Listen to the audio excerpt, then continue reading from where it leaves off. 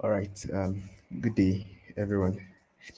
It's a huge pleasure to be here today um, with um, Mail Drip. Yeah. Um, I really do hope that I'm audible and someone can hear me. So it's not that I'm talking to myself. All right. Okay. So just in case, okay.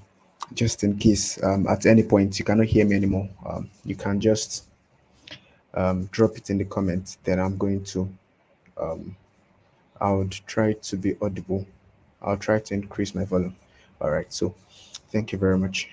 Uh, very quickly, I would just start. Again, it's a pleasure to be on this presentation. Yeah. The build your email list challenge has been an amazing one so far, and I'm really glad to be one of the facilitators for um, this event. And most importantly, I'm happy with the impact that it has had so far, with the testimonies that we've been hearing and the people who have gained the thing or the other the from the presentations that we've had over the last few days. Yeah, it's a huge pleasure to be a part of this, and I really do hope that as we communicate, we'll also have a thing or two to learn from this session. Yeah. So very quickly, we'll be looking at analyzing and optimizing these growth strategies, and essentially, we are trying to look at what is in our mind when we're talking about building our list and even engaging with the list that we've grown, right? And you know that it's more or less like what you do with the people you have. That's literally what determines your trajectory. Like your performance really with the people who are currently with you, right, is what's going to determine your performance going forward, right? And we'll just be looking very quickly at some very important metrics and actions, right, that are very necessary for us while we're talking about building or engaging with our audience. And I really do hope that's going to be a very interesting session for us. Yeah. If again, if at any point you can't hear me, just let me know so that I would maybe go over all things that I've said again and try to be more audible. Yes. So let's proceed. Well, this is just an introduction about myself. My name is Salim Ander, and I'm the newsletter manager for Maildrip. Um, of course, if you are conversant or if you're already on Maildrip's list, you'd see or you would have known this Salem from Maildrip. Okay, I think I don't really look like my picture here. It's quite old. But yeah, if you've been very conversant with the emails I send already with Mildred, you'd be you wouldn't be strange to my name as it were, right? And again, it's a huge pleasure to be working with Mildred. It's a huge pleasure to be working with one of Nigeria's most credible and most innovative organizations, right? Trying to build something that Nigerian businesses, Nigerian creators, and Nigerian business owners, yeah, can leverage even in the 21st century for things like automating their emails and engaging with their customers, right? And again, it's a pleasure to be working with Mildred. It's a pleasure to be doing this. And as we proceed in the session, I really do hope that we would find it very impactful. Yes. So again, we'll be looking at analyzing and optimizing these growth strategies. And it's me, Salamander, the newsletter manager of Mildred. doing this presentation. All right. So, what is the big idea? Why exactly do we care about analytics? Why exactly do we care about analytics? Now, thing is that the primary goal in the mind of all newsletter creators and everyone is to communicate directly with their audience, to engage better with the audience, and the end goal is conversion. You want to see that you are communicating with your audience from the place of just awareness to the place where they actually get to buy or make use of the service that you want to provide for them, or to gain the knowledge you are trying to provide for them, right? And that exactly is the main goal. And one way to actually know if you are on track, right? One way to know if you are doing things right is by actually having a proper understanding. Yes, a proper understanding of your analytics, right? For you to know if this thing you are doing is actually working, you have to have an understanding of your analytics. And this way you would know that you are not in the dark when you are talking about your performance. And it's like someone's going to ask you, how is your email doing? How many subscribers do you have? How many people are opening your emails? And you know that you are in the dark when you cannot answer those questions, but you know that you're actually on track when you can say, okay, this number of people are engaging with me, this number of people are engaging with me. Just the way it works with social media, right? You have firsthand the number of your followers. In fact, the number of people who unfollowed you probably are releasing some maybe naughty content, and people are not that interested in things that you're offering anymore. You get to see the people who are unfollowing you. And life essentially is all about analyzing, yes, analyzing data, analyzing a couple of information, and you make those figures, you make use of them to make essential decisions, right? So having a knowledge of analytics helps you to know the decision to make, and it helps you to know when exactly to make the decision, and also helps you to know how to make the decision, right? So what are the key metrics that we are supposed to be looking at when we are talking about engaging with our audience? Now, on Mail Drip, I would list the primary the six primary metrics that we have on Mail Drip.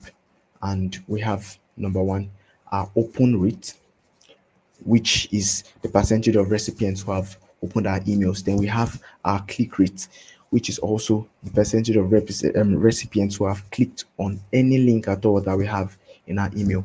Then we also have our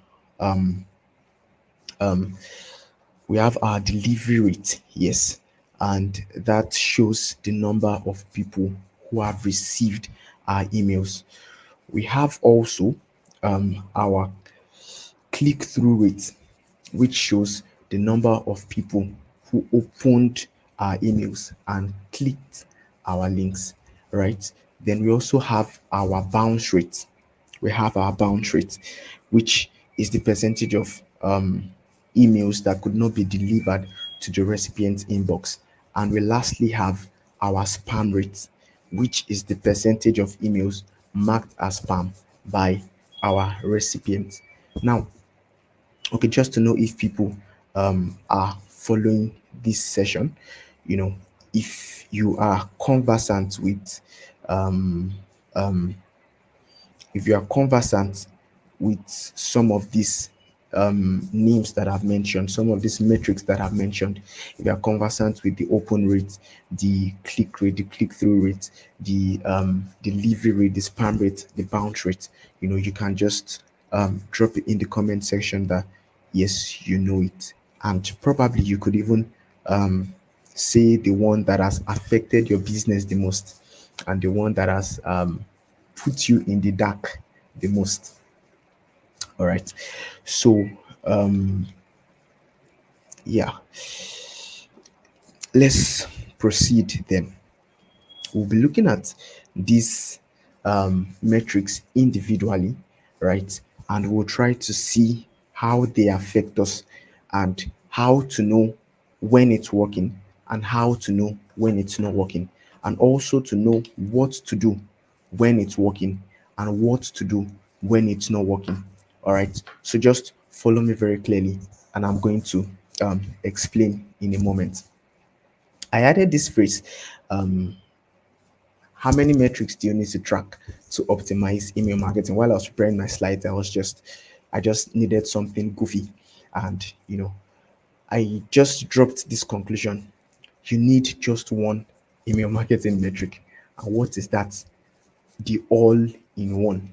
In essence, the six in one that will drive your conversions through the roof, right? So you need to know all your metrics.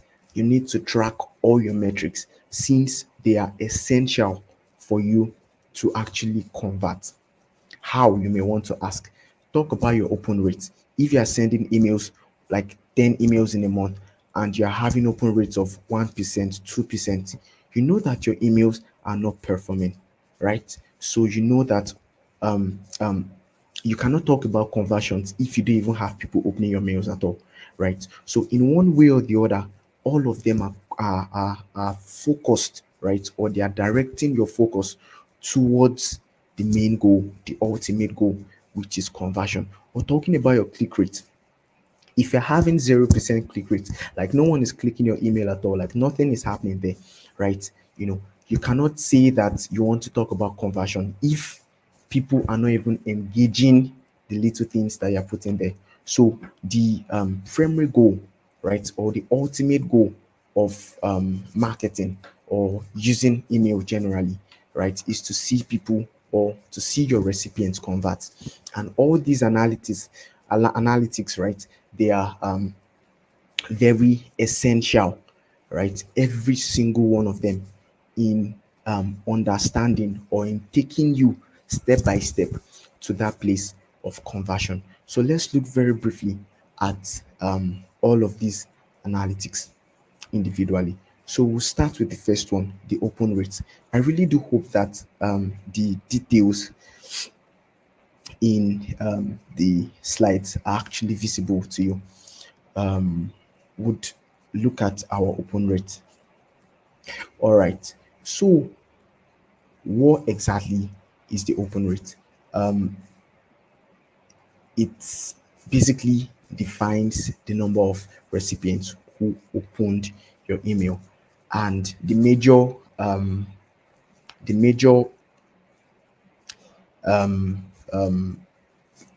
metric, right, or the major thing that this thing tries to explain is the effectiveness of your subject line and the effectiveness of your pre-header text. And I also added in the slide a minimum and maximum figure. So for your open rate, you'd see just below the heading, you are meant to have at least a minimum of 20% for the open rate. And now, just to understand this, once your email, once your open rate figure is going less than 20%, really, you know that you have a lot of work to do. You have a lot of work to do with your subject line. You have a lot of work to do with your pre-header text. You have a lot of work to do in making sure that your email is actually optimized to have people open it. And we have four things we quickly want to deal with: the key reasons for high performance, the key reasons for low performance, and ways to maintain a high performance, just in case you are a guru as well in this email thing, right? And you're having open rates of 50%, 70% on an email list of about 100, or say 1,000 people, 2,000 people, 3,000 people.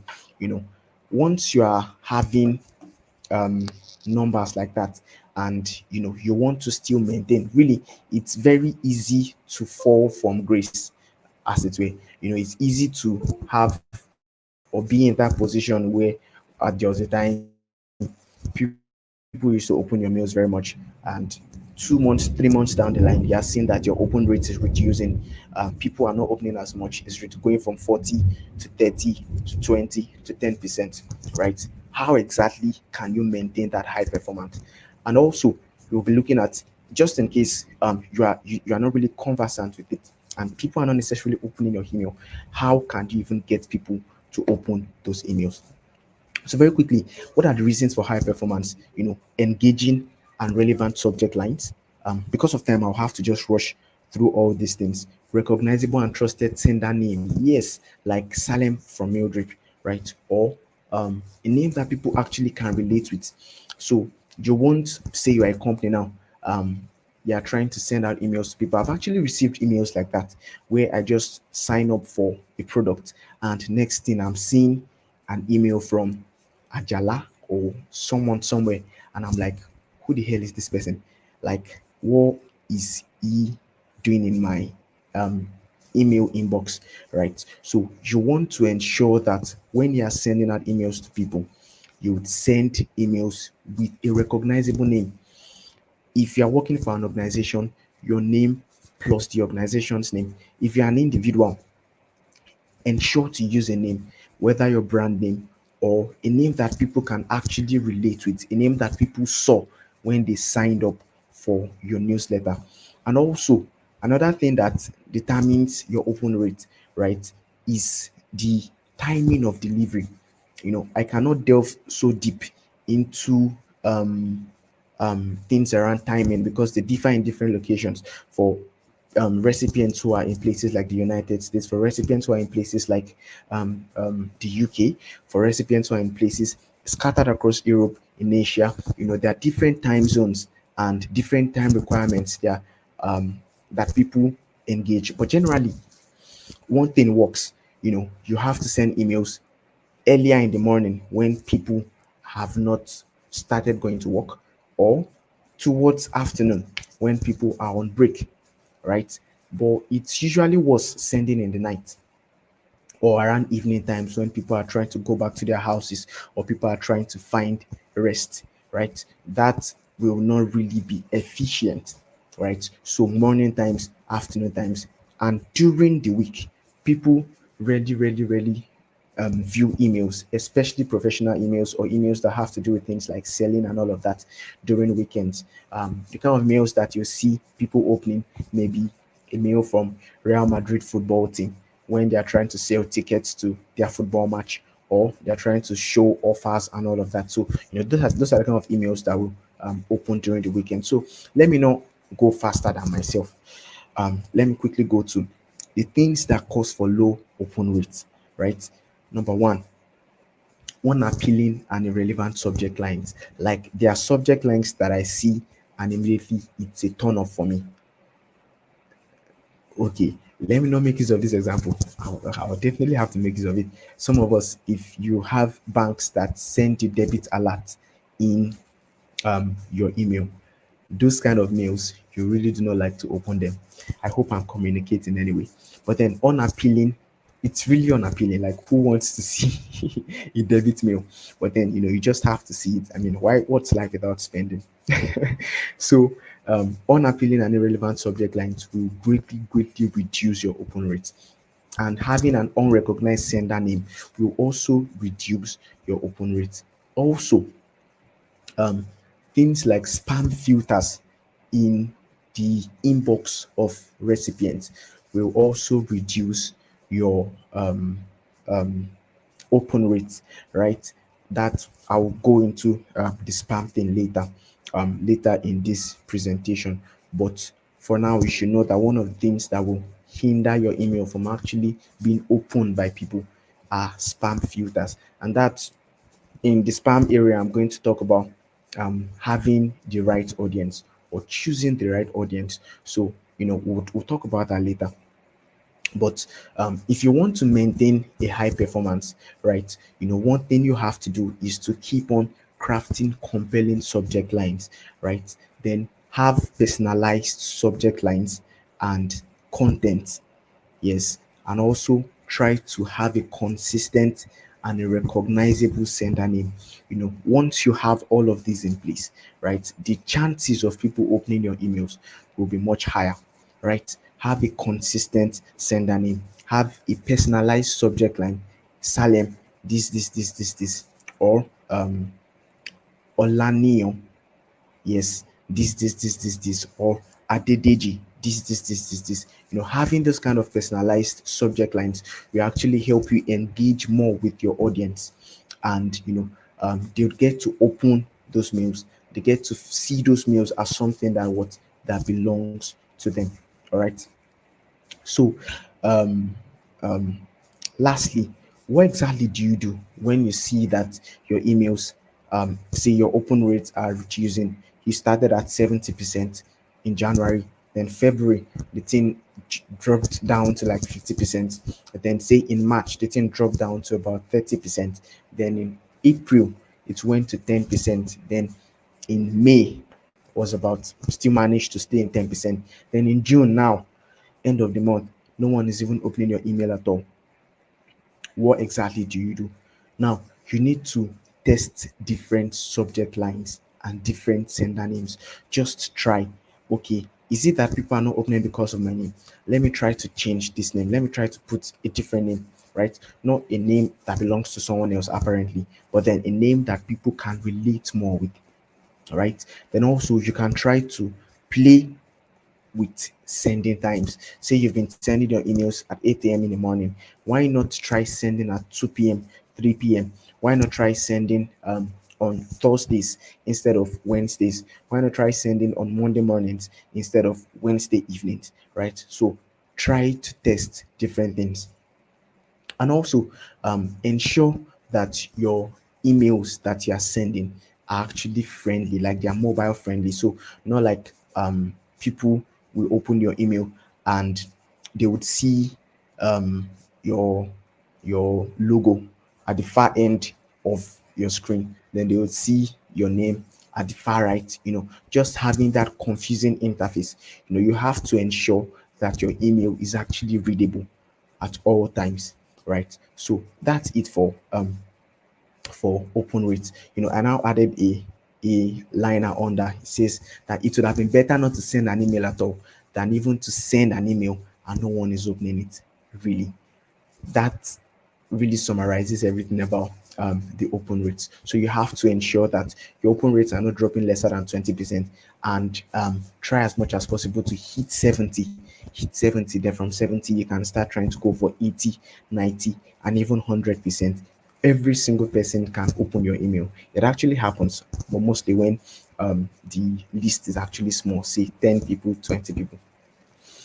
But if you have up to 1,000, you'd likely just drop at say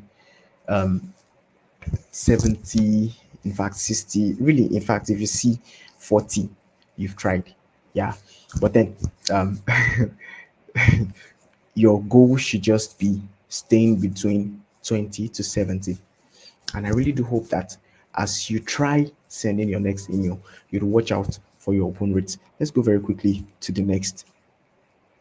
Our delivery rates. Yeah, and this is actually very, very important and very pivotal for any email marketer at all.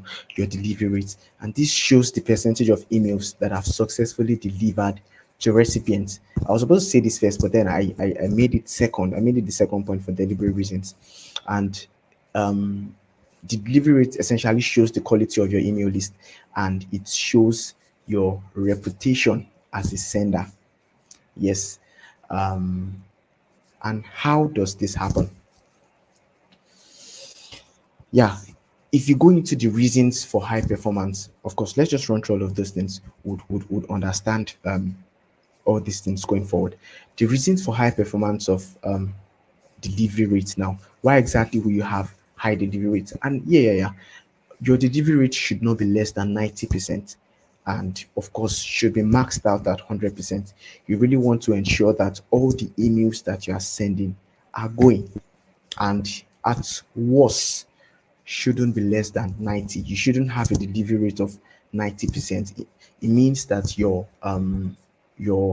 domain name reputation is really, really affected, or having delivery rate of 40-50%, you know that you are really or literally a spammer, right? So you want to ensure that you have your delivery rate between 90 and 100% all the time. And what exactly is the reason for a high performing delivery rate? First of all, clean and verified email list, then good sender reputation, and adherence to email sending best practices. Yes, okay, I would still go into that. But one of the reasons, or all the reasons why you have low performing email delivery rates are, first of all, outdated and invalid email addresses. If you are seeing that you are sending emails to people who you don't necessarily know, or email addresses that are wrong, right? Say you're supposed to send to salem@maildrip.io, and you're sending to sales@maildrip.io, S and M. Probably that sales email did not exist. If you are sending to that kind of mail, you will definitely have a low delivery rate. If half of the names on your email are wrong, you would have a low delivery rate. Then also, if you have poor sender reputation, where mostly you've been probably sending spam emails in the past, mostly you would fall in the spam folder of people, and they won't necessarily receive your emails, right? So it won't deliver to their inboxes. So poor sender reputation causes low delivery rate, and also high spam complaints if you've been sending um, emails, right? And your recipients are reporting your mails as spam, you will definitely have a low delivery rate for your subsequent mails, or if you have a high bounce rate. And we'll look at bounce rate going forward. Now, how exactly do you help yourself to have a constantly high delivery rate, a high delivery rate between the 90% and 100%? Firstly, you try to clean and update your email list regularly. Just go through your email list and say, okay, is this person still opening my mails? Or is this mail still active? What can I do? Or is this person reporting my mails, even though I'm genuinely sending a real email? Just look through your email list, remove the names that you have to remove, right? And remove the wrong emails, remove mails that are constantly being flagged as spam. Yeah, and try to get them out of your list so that your list can have at least a high reputation, right? Then also monitor constantly and try to improve your sender reputation. Just ensure always that the content of your mails are not annoying, and adjust the right for your audience, so you don't have cases where they are reporting you for sending mails to them. Yeah. Then also try to follow the best practices for email authentication. You have SPF, DKIM. If you're a professional email marketing, you will know some of these acronyms and some of these terms, and how exactly to make use of them to ensure that your email list is actually authenticated. So what exactly do you now do when your metrics are low, when your delivery rates are falling to 90, 80, 70%? Just remove invalid or inactive email addresses from your list. Then try to check with your email providers what exactly could be causing a poor sender reputation for you. Just check, reach out to the support. For MailDrip now, you can reach out to our support when your delivery rates are getting low, when things are not actually going proper for you, right? You can actually reach out, try to complain, try to reach out to the support, and of course we'll be very open to helping you. And also try to be compliant. Just try to read about things that could go against these email sending guidelines. They really differ in different countries, really. So you'd do well to check them out from time to time, check out new policies, and try to see that you are adhering to those policies every single time. So if you've actually been in a show where you've had an email or your delivery rates go below 90%, say you have 80, 70%, you can just mention in the comments so that I'll take note of your name, and probably I'll try to reach out to you to see how I can help you with that.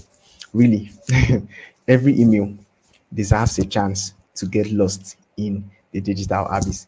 We are in a world where millions and millions and millions of emails go out every day, and there's a chance that your own email can actually get lost in the millions of emails that are going out. So you have to ensure that you are constantly following the best practices so that your email don't get lost. Yes, so every email really has a chance of getting lost, even yours, right? So you have to just ensure that you are doing the right thing so yours doesn't get lost. If you are following, please put what do you put in the comment now? All right, put delivery rate. So we would write on. Now we'll go into the next one. Our click rate. Our click rate. And what is click rate? Yes, essentially, your click rate is what measures the percentage of recipients who have clicked on any link at all that you have in your email, you know. And this basically looks at the relevance of your content and the effectiveness of your content in driving engagement. And you have to, mostly people don't click. Now, the footer I put here was that don't think too much. Clicks are so rare, really. So this is like one of the most would I say controversial metric among email marketers. That's one of the things. If in fact, if you ask yourself, one of the things you do rarely on your email is to click. When people actually send you mails, just ask yourself, try to evaluate now. No matter how sweet, really, one of the last things you do when you are reading a mail is to click it, to click whatever is inside, right? So, the minimum click rate figure, at least if you have one link in your mail, should be 1%. Yes, then sometimes it maxes out at 20. But then if you are sending a mail that is like promoting an offer, say you want to do a clearance sale, or yeah, this is an end of the year and you're having a package for business owners in your company, those kind of mails, when you have buttons there, right? People can actually click those buttons, and you'll be having click rates going as high as 70, 80%. All right. So, you have to just know and don't feel discouraged when you have low click rates. That's one of the things that essentially happens when you are sending mails. So, how exactly do you now maintain a high click rate? Now, I would have loved to go into all of the high right reasons for high performance and reasons for low performance, but just take note of this very quickly. How to maintain a high performance?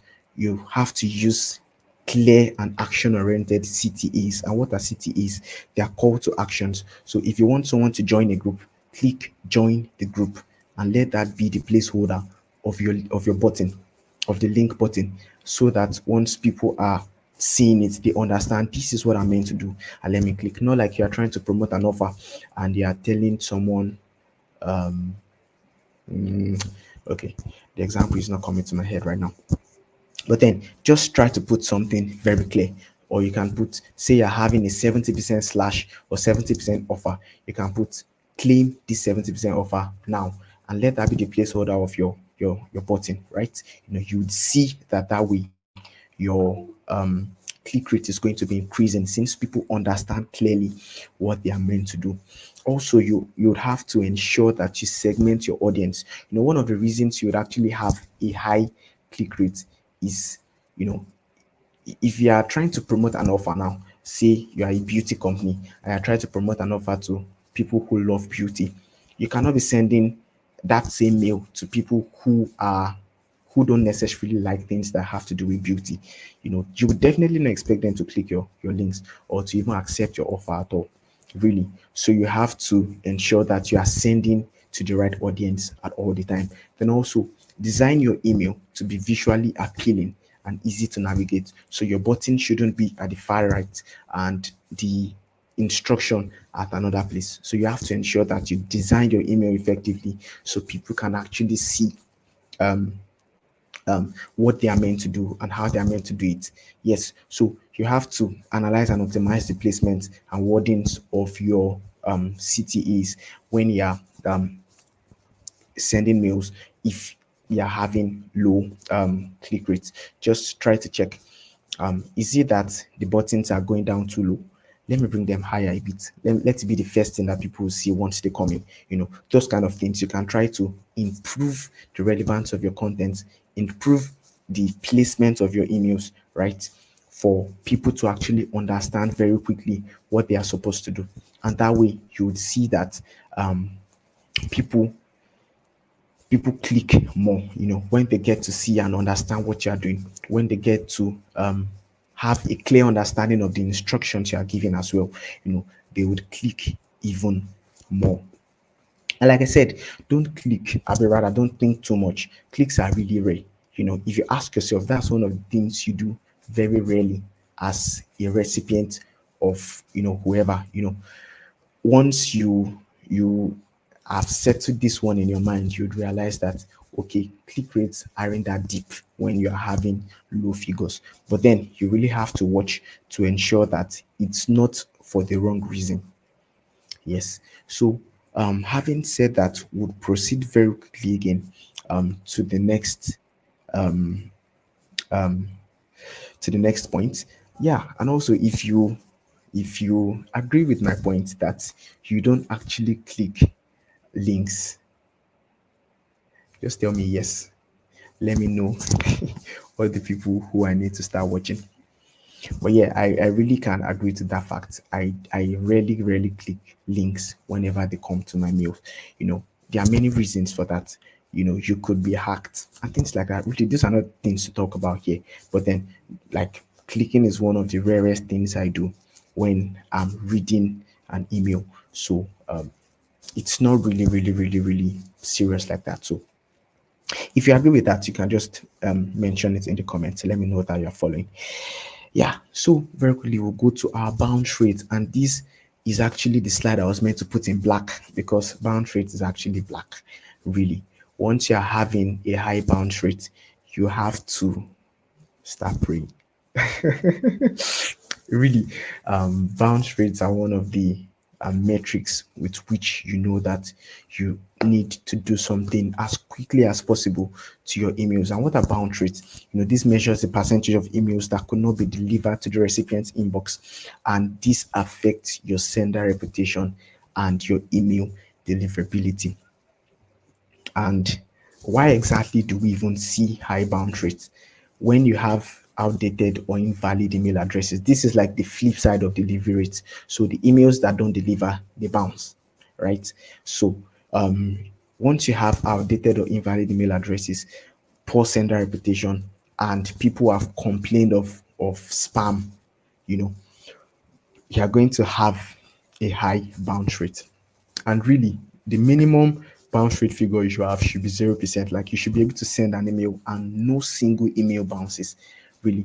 And the maximum should be 2%. So when you see that your bounce rates are climbing to 10%, you really have to do these things that I'm going to mention. How do you scale when your bounce rate is low? Remove inactive subscribers, remove people who are not subscribing to your email list, and try to make it easy in your email for people to unsubscribe. So you have people who are maybe bugged by the emails that you're sending. They are not your right audience, they don't like your content.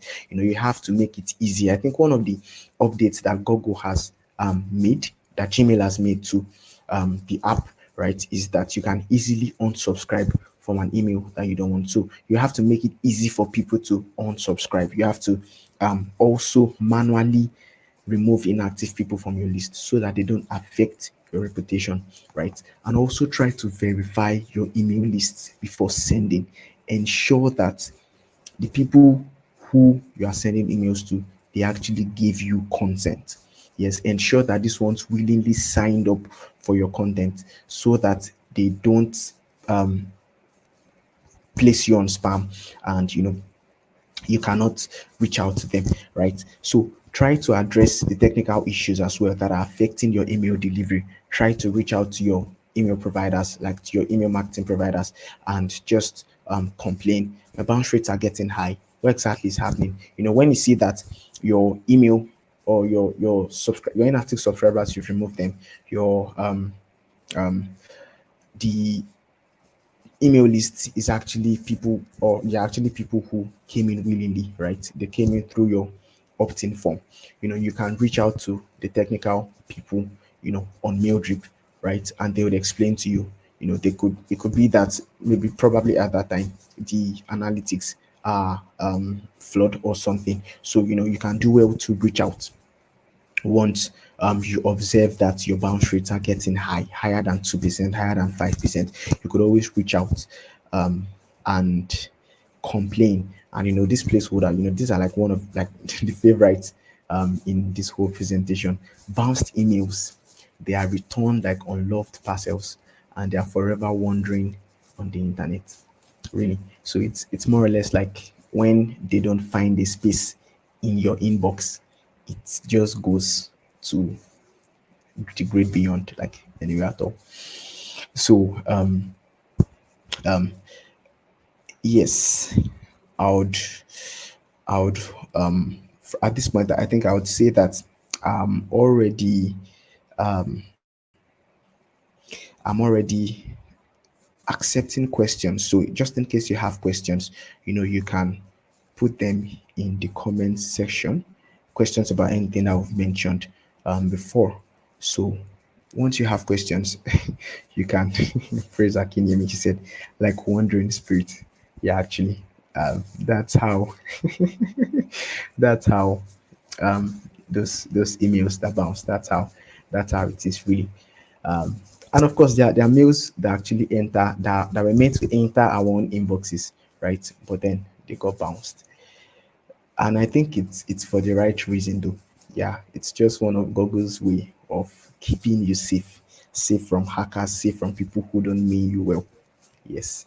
So I think that's all with bounce rate, and we're going to be proceeding very quickly to the next thing, which was also meant to be in black, but ironically it's in white. Our spam rate. Yes, and this is like one of the most annoying things in the email marketing space in life, really. And one of the things the thing I wrote um on my placeholder, the last word was that I tried to say it this way. You know what spams are sometimes? They are where good intentions meet overzealous filters. And that's where I'm going to start. You know, aside the fact that people can mark your email as spam, right? There is also that place where filters actually hinder your emails from entering into the right folders. Yes, there are some words that trigger the spam filters, right? And makes your email not to fall in the right folder. If you have a spam filter set up in your inbox, you can let me know in the comment section. So yeah, and regularly also, I would say that you should try to be checking your spam boxes. You'd see that some companies, when they want to send you things like OTP, they'll tell you that check your spam box to be sure that those emails do not enter. Now, they are victim of these things where good intention actually meets overzealous filters. You literally want to send the right thing. You literally crafted the best copy you thought for days, and you came up with the best copy you could find. But then, as you try to send it, those filters just refused you access just like that. And sometimes it happens like that, really. So spam rates generally speak to the percentage of emails that are marked by spam by recipients, right? And they are delivering to the spam box of those recipients. And essentially, they affect your sender reputation, and they also affect your future email deliverability. And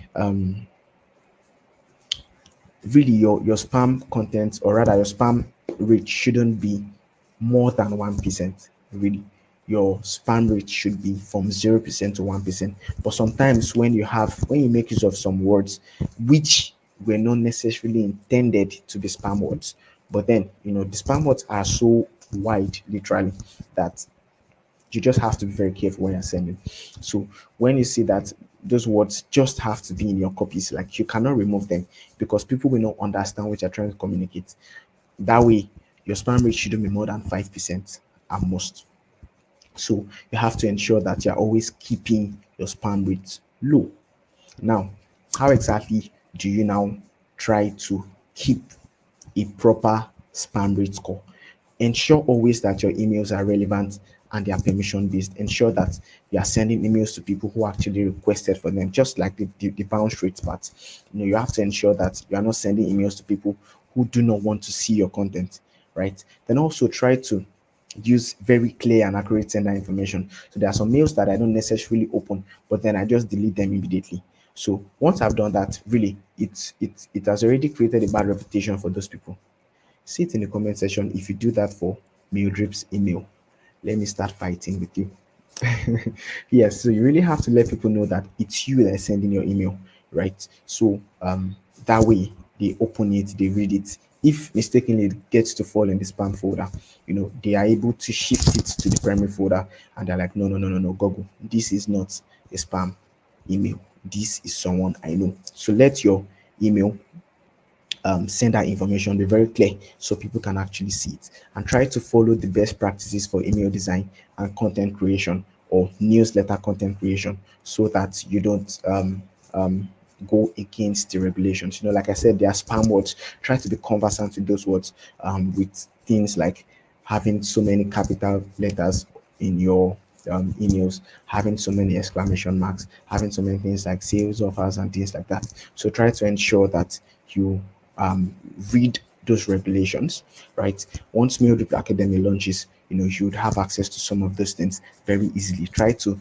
see that you you know those things very well, right? And you are conversant with them, so that when you are preparing your content, you are trying to send emails, you will do that and do it well. So, what exactly do you now do when the metrics are low? Just try to review the anti-spam laws and comply with them. Try to improve your content, try to change your content, try to change the spam words, try to do things that you're meant to do, and do them very fast and very well. And also allow the subscribers to be able to unsubscribe very quickly and tell you if they want your email or not. So I think that will be the last thing for the metrics. Again, if you have any questions, you can just say it in the comment section so that we can begin to answer them.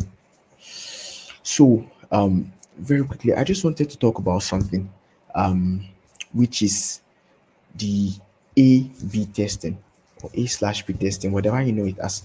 And I think I mentioned it during the session, like within the course of the session. I was trying to say that the A/B testing is just like a way of testing several things, right? You have issues with your open rate. Your open rates are low, your click-through rates are low, your conversion rate is low. And I said that some of the things that are responsible for you seeing a high number or a low number are things like the subject lines, your content, and all of those things. So A/B testing essentially looks at how you can change something to like sending different types of emails now, right? For you to actually know what exactly is wrong. So now, for example, if you are having issues with your open rate now, right? And like I said, now one of the things that affect the open rate is your your subject line. Yes, so A/B testing will come in where you have to look between two subject lines. You sent the subject line, claim 50% offer, then you have this other subject line, 50% offer is going by 12 a.m., right? So A/B testing will come where you divide your audience into two, and you send out the first email with the first subject line to a particular set of people. Then you send out the second email with the second subject line to a particular set of people, and you try to observe, okay, what exactly is the performance, right? What exactly could be wrong? So that way, with A/B testing, you can actually see that, okay, well, this subject line wasn't good, right? This subject line wasn't good, or maybe it was your button.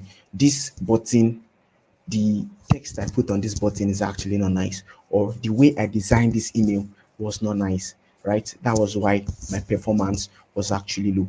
So A/B testing actually helps you to do things better. So it's more like the aftermath of a proper understanding of analytics. So um, you know all your analytics now, and you know why some are high and why some are low. So A/B testing comes where you see how to actually rectify those problems. So if these things have been low before, okay, let me try a different way now. Try to this audience, try to this audience, and let me see how I can get this thing to work. So A/B testing comes. I had to just add it very quickly to the slide so that because it's a very important thing in marketing, right? So while sending mails for mail drip, one of the things I do very often, right, is to do this A/B testing. Really, I try a particular audience, divide the audience into two, or in fact into three, or into four, or into as many places as the test can contain, right? And I try to, just send out, try to try things out, try things out, try things out. Is the problem with my button? Is the problem with the layout of the design? Is the problem with my theme? Is the problem with the content? Right? So I try to test out different things to see what works and what doesn't work. So if you understand this A/B testing thing, and if you actually do it, maybe not in email marketing now, but then you just do it generally, say you sell, and you sell on your WhatsApp status, and you've been maybe spamming people with product images, then you now thought sales were not coming in, right? And you now said, okay, what if you just put two products, or in fact get a designer that puts all your products in one image, and you try that? If you've done something like that before, you can put it in the comment section, just to know that A/B testing really is not just a thing of email marketing, right? It applies to our everyday life, right? We get to see that, okay, well, this way is not working. Can I try this other way? Or this way is not working. Can I try the other thing? Right? And A/B testing actually comes in that form. So if you've actually done before in any of your businesses or in any of your hustles, right, you can just add that in the comment section. Let me know that you are following. Thank you very much. Thank you very much. Okay, I'm just seeing some of the comments right now. Thank you. Good evening, everybody. Thank you for answering those that are very, very sure of those things. Thank you very much. All right. So we'll be looking at, in conclusion now, 5 ways that we can utilize our analytics to grow, right? How now, already in the comment section, you can just put, how exactly do you think that time is actually not on my side if now, I'll have just waited for the comments, but how exactly do you think that some of these things can help you to grow your business, right? So I would start, but then you can still add something in the comment section. So I mentioned 5 things, right? I said 5 keywords. Those are like the most important things. Those are like the core things. And essentially says, first of all, it actually helps you to optimize your email content and designs. I said that you can actually use the insights from the open rates, from the click rates, to refine your subject line, to refine your email copies, to refine your designs, right? You can test different formats, test different content types, and you can test different audiences as well, for you to know what exactly is causing low figures and how you can do things better, right? You can also improve your audience segmentation through metrics, really. So when you see that these guys are not responding to your mails, it helps you to say that, okay, let me send this one to tailors, let me send this email to shoemakers, let me send this email to photographers, let me send this email to content creators, right? It helps you to optimize for different audiences, and it helps you to segment those audience, right? for your emails to actually perform in those different places. It also helps you as well to enhance on personalizations, right? You are able to tell if this person actually feels that you are communicating to them in your email. So emails that don't have names, really, they are major turn-offs for me, right? So that's why mostly when I'm sending mails on MailDrip, I try to send emails that have your names on them, right? Okay, I can send and say, hi Olaposi Iniolua, this. I send it to you, right? And one of the things that analytics actually help us to discover is how efficient or how personalization works, and it helps you to actually improve on that. It's more like it's building now on the audience segmentation thing now. So aside just calling the names, it also helps you to create personalized content for people. I don't know if you understand that, but that's like the major thing in this space. It helps you to actually reach out to the right people and reach out to them with the right words, right? And also it helps you to monitor and to maintain the health of your list. Once you see your bounce rate and your spam rates are getting high, you are able to tell that, okay, oh, my email list, something must be done. I need to go and check. Okay, is it that people are changing their emails, or the person that owns this email has died and he has not been opening mails? Something like that. It actually helps you to check constantly, to help you to monitor, to help you to check, okay, what's going on exactly, right? So you're able to remove the people who are not active. You're able to ensure that you're only sending mails to people who are engaged and people who are interested in your content. And lastly, it also helps you to refine your timing and your frequency. So it could be that you are sending emails at the wrong time, right? Like I said, maybe you're supposed to send on Monday morning and you're there sending on Saturday evening. Who's going to open it? So it really helps you to see that, okay, well, I'm meant to send emails at this particular time. So it helps you to decide that, okay, well, I'm not going to be sending emails by 2 p.m. I'm going to be sending emails by 6 p.m. I'm not going to be sending emails by 8 a.m. in the morning. I'm going to be sending by 1 p.m. in the afternoon. Analytics, right? It actually helps you to make those decisions, right? Helps you to make those decisions. And we see that those are like the things that are necessary for our growth, right? We are able to engage with our audience. We are able to communicate with our audience when we actually watch out those things. We are able to see the pain of our audience. We are able to see whether they're actually following you, whether they're actually still interested in things that you are doing, whether your content is actually relevant for them, really. So having a good knowledge of your analytics actually helps you to know the pain of your audience, right? To know everything that is wrong, and that's what sets you on the trajectory of growth. You get to discover that this thing is not doing well. Okay, how do I get it to work to the end that I convert this one? So that's the rule.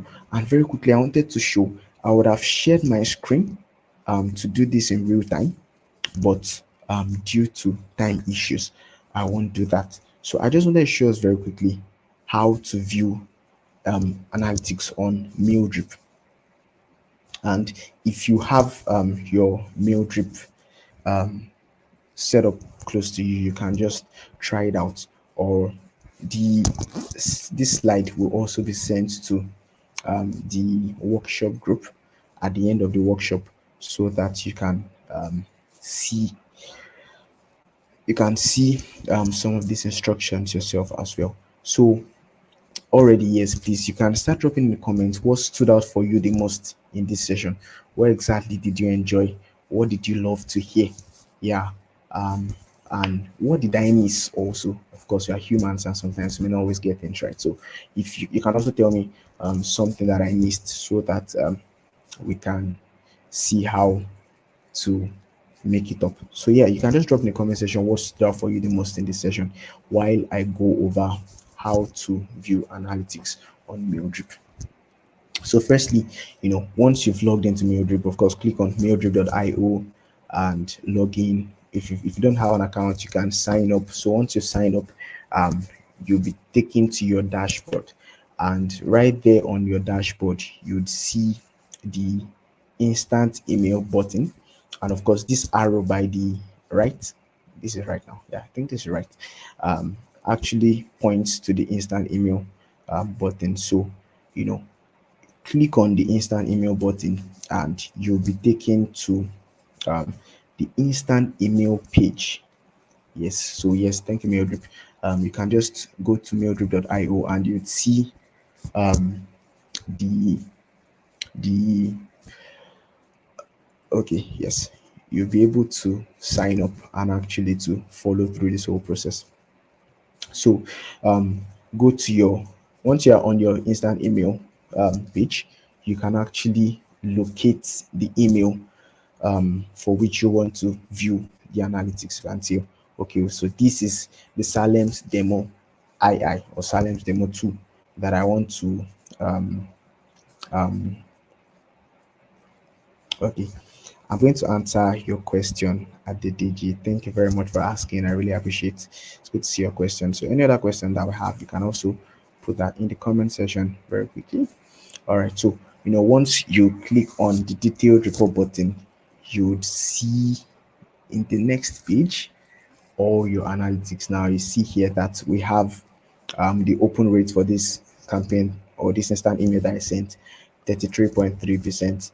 My click rate was zero because I didn't have any link. Then my delivery rate was 100%. I was telling you guys that you can actually have a delivery rate of 100%. And I said that's mostly when you send emails to a small audience. Then my click-through rate is 0%. My bounce rate is 0%. Thankfully, this is what I want to see. I want to see that your bounce rate is actually on zero, and as my spam rate as well is 0%.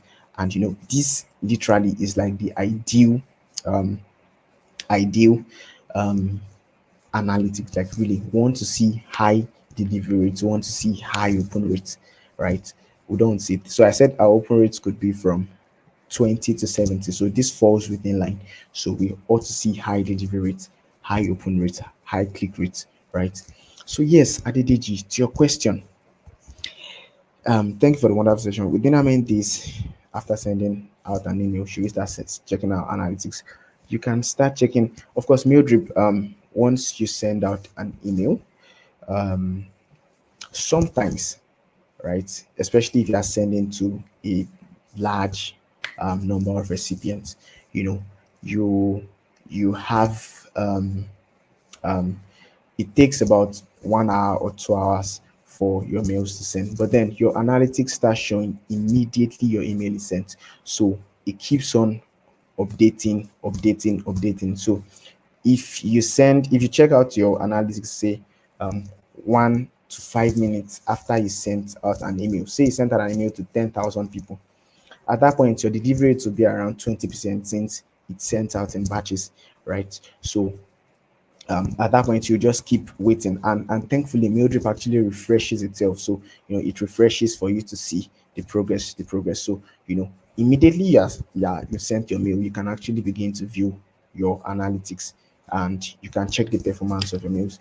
But of course, again, for things like open rate now, it may not be immediately you send your mail that people will open, or it may not be immediately you send your mail that people will click. So you can do well to maybe wait for, say, in fact, like 6 hours, or in fact even the next day, right? So you can wait till like the next day and check your open rates. Okay, how many people opened, like 24 hours after you've so in essence you can start checking immediately, but then you cannot start making conclusions till long after you've actually sent. Conclusions like, why are people not opening my emails? So if your email open rate is still around 10% after like 24 hours, you're like, okay, well, maybe there's a problem, right? So your emails, so you should actually be checking from time to time, checking from time to time. But immediately you send, you can actually send, or you can actually start checking out your analytics, right? And you can start making your decisions.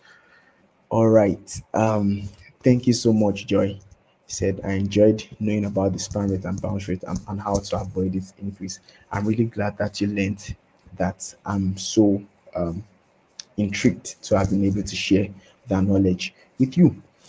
Yes, I think I've come to the end of my session, and it's a big, big thank you. I'm really, really happy. I'm really, really honored to handle this session. Thank you, Mildred, best company in the world. Yes, for being able to, take this session. You can actually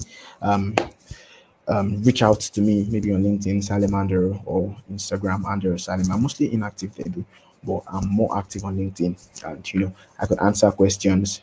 Um, I could also reach out to you. Yeah, that's part of things I do for Mildred via LinkedIn, to answer questions, to answer and support you through anything that you need at all.